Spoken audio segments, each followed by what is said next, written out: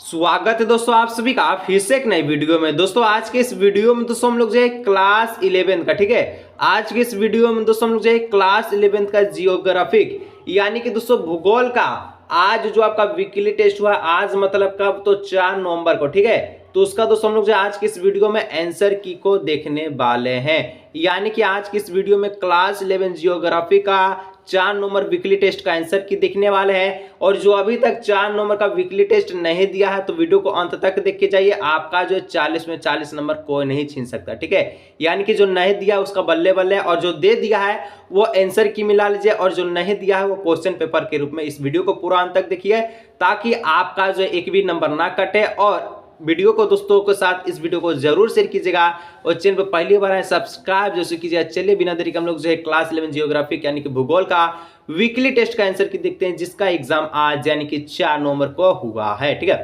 तो यहाँ पर दोस्तों सबसे पहले आपको जियोग्राफिक में सेक्शन ए होगा, ठीक है। तो सेक्शन ए में दोस्तों आपका 10 एमसीक्यू रहता है। तो चलिए सबसे पहले 10 एमसीक्यू का हम लोग आंसर की को देखते हैं।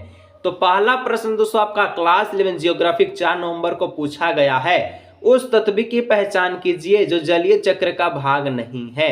तो देखिए वाष्पीकरण, वर्षण और संघनन तीनों का तीनों जलीय चक्र का भाग है, लेकिन जलयोजन जलीय चक्र का भाग नहीं है। तो ऑप्शन नंबर सी हो जाएगा 1 का राइट आंसर, ठीक है। चलिए आगे दोस्तों 2 नंबर आपसे पूछा गया है कि लवणता को प्रति समुद्री जल में घुले हुए नमक की मात्रा से व्यक्त किया जाता है। तो लवणता को प्रति कितना जल में घुले हुए नमक की मात्रा से व्यक्त किया जाता है, तो प्रति 1000 ग्राम से। तो यहाँ पर ऑप्शन नंबर सी हो जाएगा प्रति 1000 ग्राम, ठीक है। चलिए आगे बढ़ते दोस्तों 3 नंबर कहता है, क्या कहता है, निम्नलिखित उच्चावचन मंडल सागरीय बेसिन की विशेषता है। पहला में महाद्वीपीय ढाल है, महाद्वीपीय मगनट है, तो गहरे सागरीय मैदान और महासागरीय गर्त। तो ये क्वेश्चन दिया है और इसका इस प्रकार से, और तट से सागर की ओर जाने पर सही अनुक्रम होगा। यदि आपका पहला में महाद्वीपीय है, दूसरा महाद्वीपीय मगनट है, गहरे सागरीय मैदान और महासागरीय गर्त है, तो इसका जो है दोस्तों राइट आंसर ऑप्शन नंबर हो जाएगा सी नंबर, ठीक है। सी नंबर कैसे होगा, सबसे पहले होगा आपका महाद्वीपीय मगनट, उसका बाद होगा महाद्वीपीय ढाल, उसका बाद होगा आपका महासागरीय गर्त, और उसका बाद होगा आपका गहरे सागर मैदान। तो इस प्रकार से 3 का ऑप्शन नंबर सी हो जाएगा इसका राइट आंसर, ठीक है। चलिए आगे बढ़ते दोस्तों। तो 4 नंबर आपसे पूछता है कि उच्चतम लवणता मिलती है। तो उच्चतम लवणता कहाँ मिलता है, सबसे ज्यादा खारा पानी, सबसे ज्यादा नमक वाला पानी कहाँ मिलता है, तो डेड सी में यानी कि मृत सागर में, ठीक है। तो ऑप्शन नंबर दोस्तों 4 का हो जाएगा बी नंबर, मृत सागर। चलिए आगे दोस्तों बढ़ते हैं। तो 5 नंबर कहता है कि सागोसो सागर स्थित है। तो सागेसो सागर कहाँ स्थित है, तो सागेसो सागर दोस्तों ये आपका अटलांटिक महासागर के मध्य में स्थित है, यानी कि in the mind of A Atlantic ocean, ठीक है। चलिए आगे दोस्तों बढ़ते हैं 6 नंबर की ओर। फिर से बोल रहे जो नहीं दिया दोस्तों 4 नंबर का वीकली टेस्ट पूरा देख लीजिए, 40 नंबर कोई नहीं छीन सकता है। और साथ में दोस्तों जो दे के आए वो आंसर की के रूप में वीडियो को देख लीजिए, और चैनल पर दोस्तों पहली बार सब्सक्राइब जरूर से जरूर कीजिए, ठीक है। चलिए कहता बृहद ज्वार के समय सूर्य चंद्रमा एवं पृथ्वी की स्थिति होती है। तो बृहद ज्वार के समय दोस्तों सूर्य चंद्रमा एवं पृथ्वी का जो स्थिति होता है इन ए स्ट्रेट यानी कि एक रेखीय स्थिति होता है, ठीक है। तो 6 का ऑप्शन नंबर ए हो जाएगा। चलिए आगे दोस्तों तो 7 नंबर बोलता है ज्वार भाटा के निर्माण के लिए कौन सा बल उत्तरदायित्व नहीं है, उत्तरदायी नहीं है।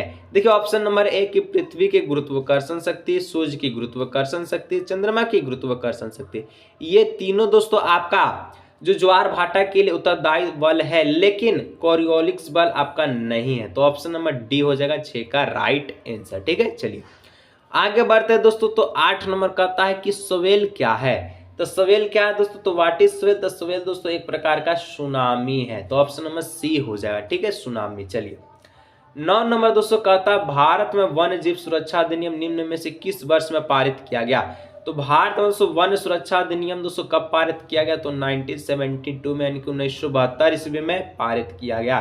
तो ऑप्शन नंबर 9 का ए हो जाएगा। चलिए आगे दोस्तों जो आपका लास्ट एमसीक्यू का प्रश्न था, और इस प्रकार से जो नहीं दिया था वीकली टेस्ट उसका 20 नंबर पक्का, और जो देख के आया कि बताइएगा कि 20 नंबर ऑब्जेक्टिव में कितना सही किया, ठीक है। कहता दोस्तों जैव विविधता समृद्ध क्षेत्र है। तो जैव विविधता दोस्तों समृद्ध क्षेत्र में आ जाएगा उष्ण कटिबंधीय क्षेत्र, ठीक है, ऑप्शन नंबर ए नंबर। चलिए आगे दोस्तों बढ़ते हैं तो सब्जेक्टिव 6 प्रश्न पूछा गया है, इसका भी हम लोग आंसर को देखेंगे। जी हाँ, सब्जेक्टिव आंसर को भी हम लोग देखेंगे 6 सब्जेक्टिव। आप वीडियो को अंत तक देखिएगा, ठीक है। सेक्शन भी दोस्तों आपका 4 नंबर का था, जिसमें 11 12 2 प्रश्न था। कहता है तरंग या लहर क्या है, जैव विविधता क्या है। सबसे पहले आप 6 क्वेश्चन को देख लीजिए, नोट कर लीजिए, उसके बाद 6 का सब्जेक्टिव आंसर हम एक साथ आपको दिखा देंगे, ठीक है। चलिए 13 नंबर में कहता दोस्तों उच्चता दर्शक वक्र क्या है, ठीक है। उच्चता दर्शक वक्र क्या है, जो कि सेक्शन सी का है। 6 नंबर दिलाएगा 2 क्वेश्चन मिलकर, ठीक है। नेक्स्ट कहता है 14 नंबर हॉट स्पोर्ट्स से आप क्या समझते हैं, ठीक है। तो ये चार हो गया, बाकी आपका 15 में पूछा है। सेक्शन डी का है, जो कि 5 नंबर का कहता महाद्वीपीय मगनट क्या है, मानव के लिए इसका क्या महत्व होता है, ठीक है। 16 नंबर पूछा महासागरीय धाराओं की उत्पत्ति के क्या कारण है। तो ये बच गया दोस्तों आपका जो 6 प्रश्न है, इसका हम लोग जो क्या देखने वाले हैं, सब्जेक्टिव आंसर। तो चलिए हम लोग जो सब्जेक्टिव आंसर की ओर बढ़ते हैं। क्वेश्चन को आप नोट कर लीजिए, बिना देरी के हम लोग जो बढ़ते हैं, ठीक है।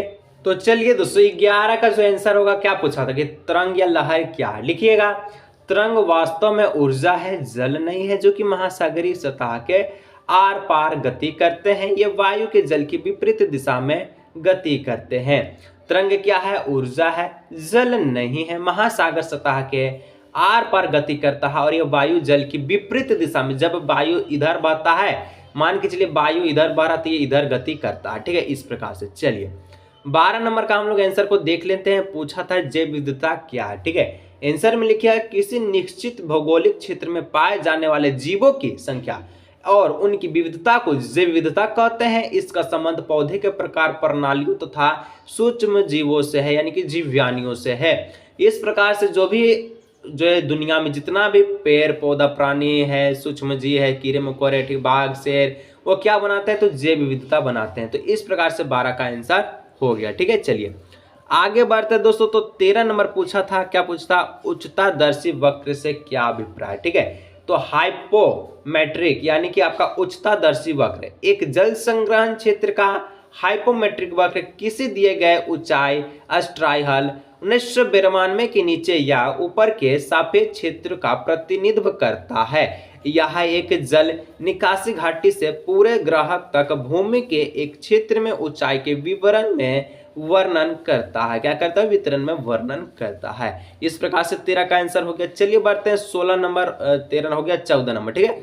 14 नंबर में पूछा था कि हॉट स्पॉट से आप क्या समझते हैं। तो फोन वाला तो हॉट स्पॉट्स है नहीं, ये क्या है, तो जिन क्षेत्रों में प्रजातीय विविधता अधिक होती है उन्हें विविधता के हॉट स्पॉट्स कहते हैं।